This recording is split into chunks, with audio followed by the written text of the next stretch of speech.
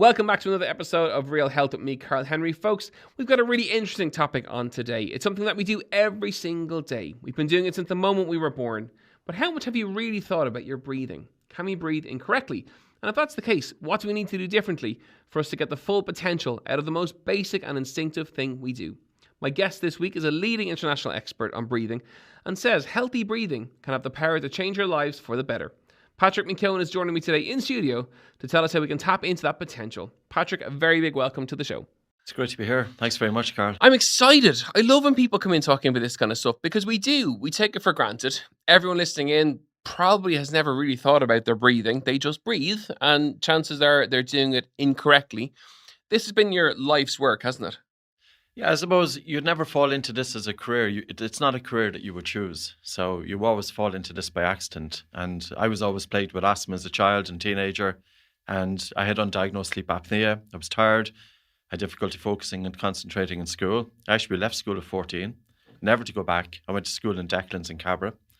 And I went back 1 year later and studied for the Leaving Cert. But when you don't have the focus and concentration, you have to put in a lot of work. I got into TCD, I did the BESS course, and I struggled through university. I did get my degree, but it took a lot of work. I then was reading a newspaper article in the Irish Independent, and that's not just by coincidence because we're here in this building. Yes, here we are. And it spoke about the work of a Ukrainian doctor, and it talked about breathing in and out through your nose, and it also talked about breathing light. And I was doing neither of those things. Because of asthma, it's very common to have a stuffy nose, and if you have a stuffy nose, it's very common to have a sleep problem. Yep. So those two go hand in hand. I practiced his technique, and I will say it genuinely changed my life. And, I never thought I was going to teach breathing. I was then driving from Galway to Dublin, and the idea came into my head. And it was just a good feeling about it. And somebody asked me that weekend, what are you going to do? And I said, I'm going to start teaching breathing. So I contacted the Russian embassy here. They put me in touch with the Ukrainian doctor. I went over to Russia, and it changed careers. Wow. So I've been teaching it since 2002. We had our 21st anniversary there on Paddy's Day. The first one that you mentioned, I think people may be familiar with nasal breathing. So, Yes. we had James Nestor on the show before. It is quite topical. The other one is interesting, which is breathing light. Tell me a bit more about that. Yeah, it all goes hand in hand. Breathing is complex and it's multidimensional. Breathing isn't just about going and focusing on the biomechanics. That's only one component of it. I can give you this story. When I started initially getting into this, I was able to decongest my nose by holding my breath. And that's known since 1923. The more you breathe through your nose, the better it works. And also by softening and slowing down my breathing and taking about 30% less air into my body during the practice, to the point that I felt a tolerable air hunger. The circulation of my hands improved. I always had cold hands, cold feet, and also I felt increased watery saliva in my mouth. Now that's down to breathing light. So that's down to targeting breathing from a biochemical dimension. So we have about 50,000 miles of blood circulation, and we can literally influence, dilate or constrict our blood vessels based on how hard and how fast we breathe. There's an idea out there in the Western world that the more air we breathe, the better. It's taking a deep breath, isn't it? That's kind of the Western... The instruction is correct, Yeah. But the interpretation of it is incorrect. Okay. Because if I said to somebody, I would like you now to start breathing hard and fast, that's going to cause too much carbon dioxide to be removed from the blood through the lungs. And carbon dioxide, it's not just a waste gas. If you breathe hard and fast, blood flow reduces. And many people will experience dizziness. They feel lightheaded. And also when you breathe hard and fast, it's a stressor.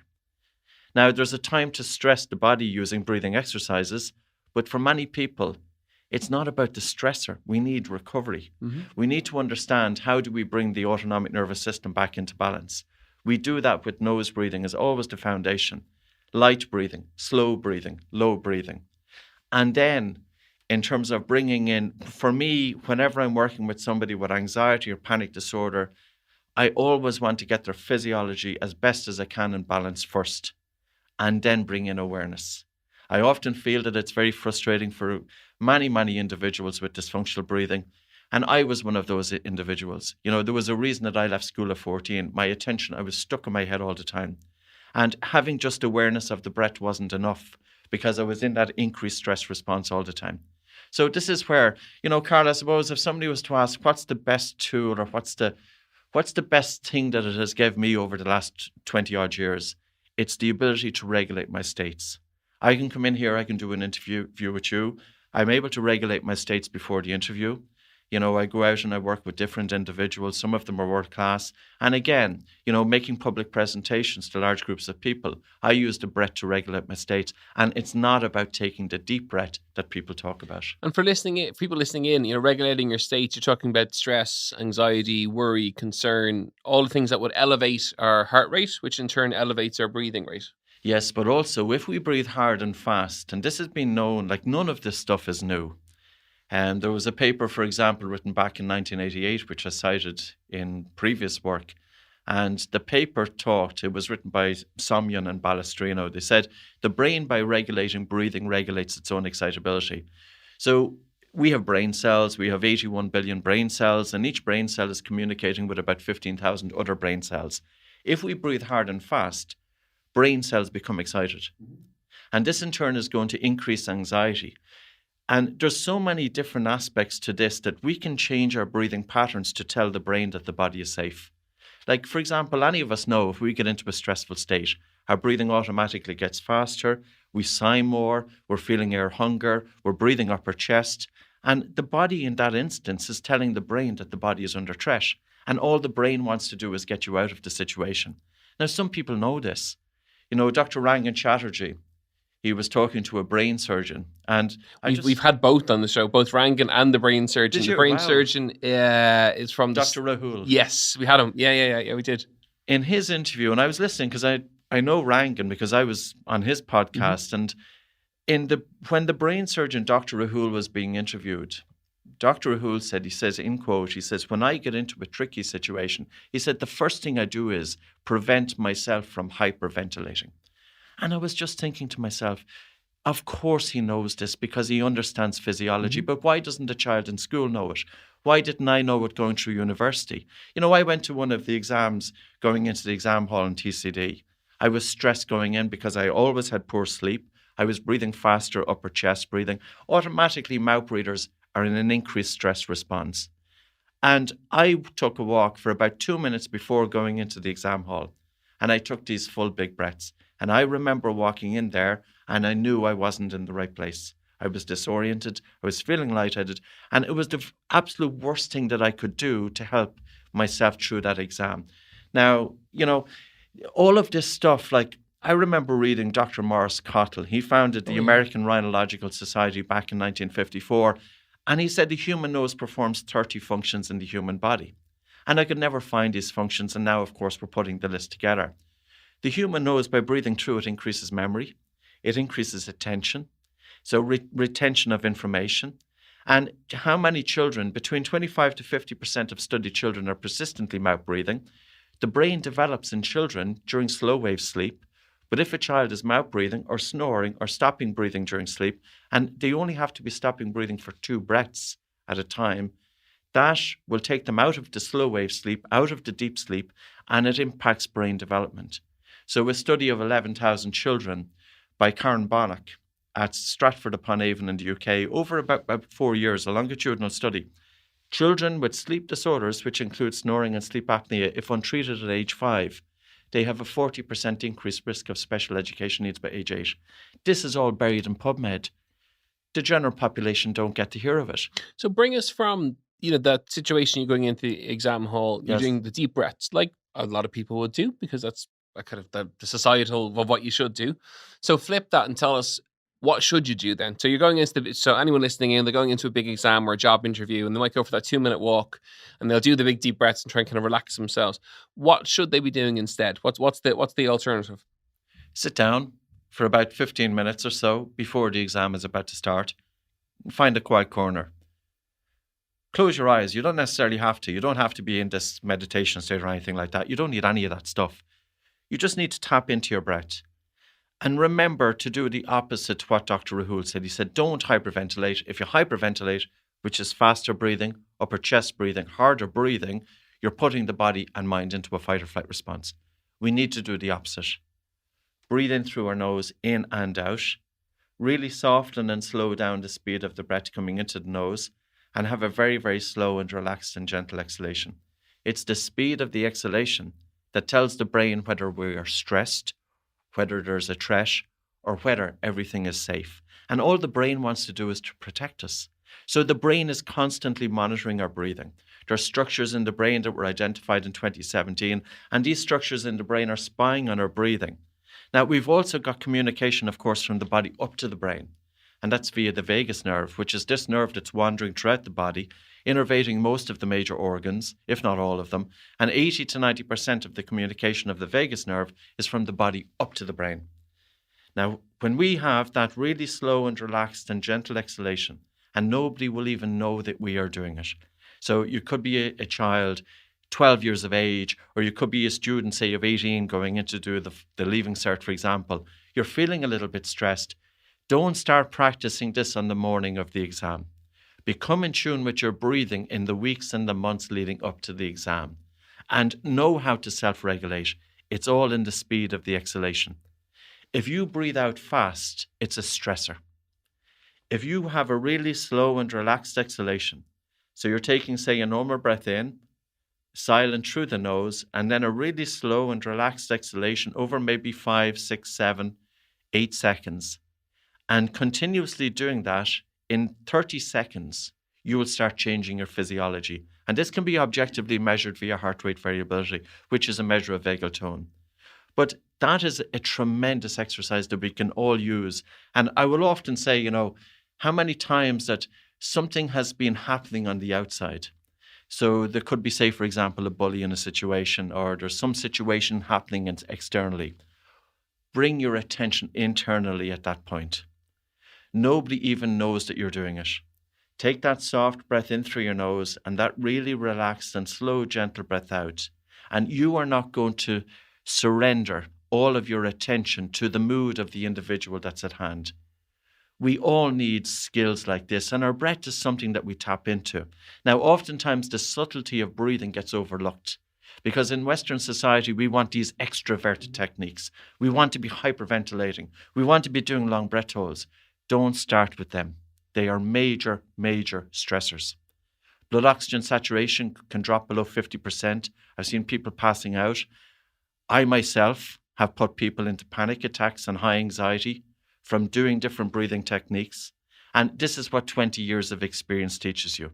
It teaches you that we have to dip our toes into the water gently, but start off with nose breathing. We have nothing to lose. We have everything to gain. And it's nose breathing during rest and also during light to moderate physical exercise.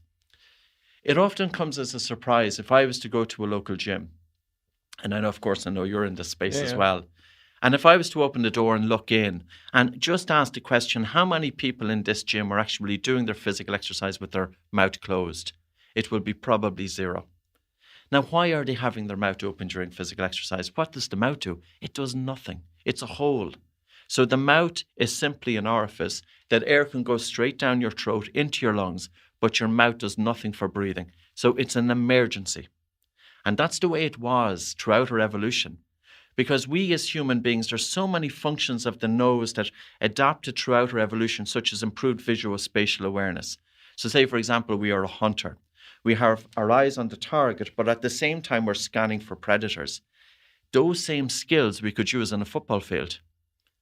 We also select our partners via the communication from the olfactory nerve from the nose to the brain. So the nose is in direct communication with the brain. When you breathe through your nose, oxygen uptake in the blood increases by 10%. When you breathe through your nose during physical exercise, carbon dioxide cannot leave the body so quickly because your nose has got a resistance to your breathing to slow down your breath. And as carbon dioxide increases in the blood vessels dilate. And there's what's called a right shift of the oxyhemoglobin dissociation curve. This is just a normal physiological law that hemoglobin, which is the main carrier of oxygen in the blood, releases oxygen more readily. So the individual who is doing their physical exercise with their mouth closed, they have higher oxygen uptake in the blood, they have higher oxygen delivery to the tissues, they have a better recovery, they're protecting their airways. So if we think of this country here, we have one of the highest incidences of asthma in the world. That was my space originally that brought me into breathing.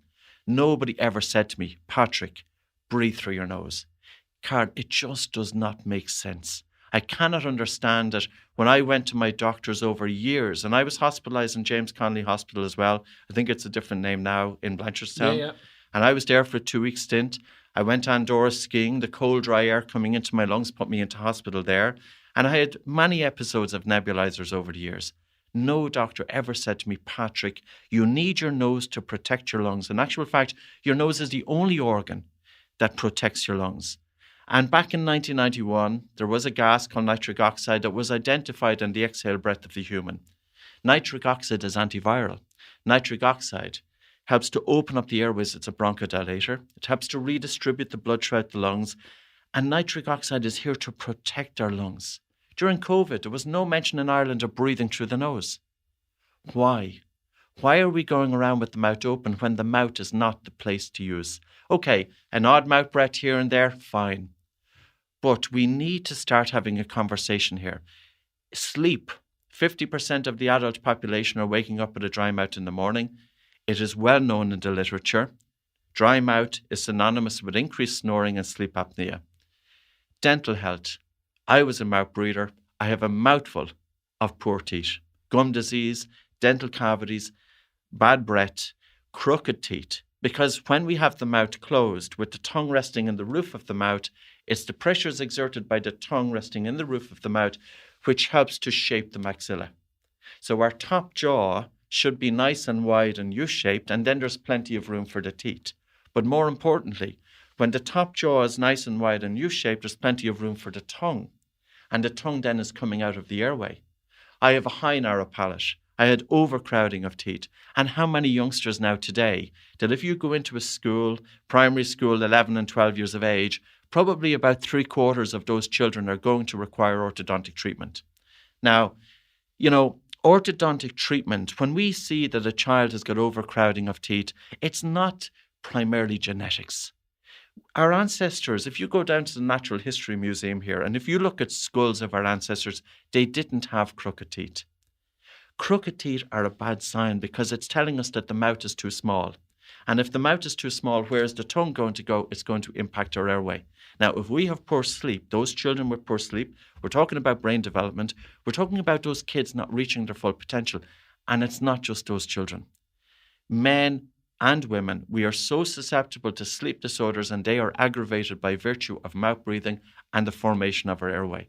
You're making a very good sell. You're making a very good sell, to say the least. Take some water for a second if you want to. You've been chatting away. We are having a fascinating chat about all things breathing.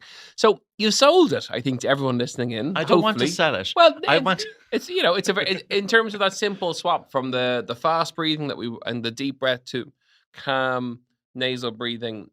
So for people to practice nasal breathing more or start to practice it, what tips have you got to help them to do that? Or what should they start with? Or how do they start? Because for some people it's uncomfortable, for some people it might be nervous. What's the best way to start? For children, we have launched an app recently. It's Oxygen Advantage app. And I will disclose, I put $150,000 into the app. The app is free. I never intend to have a subscription on the app. We are very fortunate as a business in the west coast of Ireland. I'm originally from the east here. We have a very nice business. We have 12 staff and we're comfortable. So the app was not monetary. The app is about driving awareness. All of the exercises are there. There are exercises for children which are completely free. All of them are available on YouTube.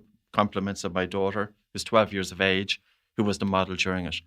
Exercise for sports performance, for panic disorder, for anxiety. So basically, I got my 21 years, spent 12 months putting them into a spreadsheet and developing daily plans for people based on their health, their BOLT score, which we use for adults as a means of determining functional breathing patterns, which has since been proven in 2019. So that's available. So what I would say to people is just start paying attention to your breathing and ask yourself the question, is there times during rest that you feel that you're not getting enough air? Is there times that you feel that your breathing is effortful? Our breathing should never be effortful. Start breathing in and out through the nose. If your nose gets stuffy, provided that you're not pregnant or you have any serious medical conditions or panic disorder, do the nose and blocking exercise, which is simply like this. Take a normal breath in and out through your nose. Pinch your nose and hold your nose. Gently nod your head up and down as you hold your breath.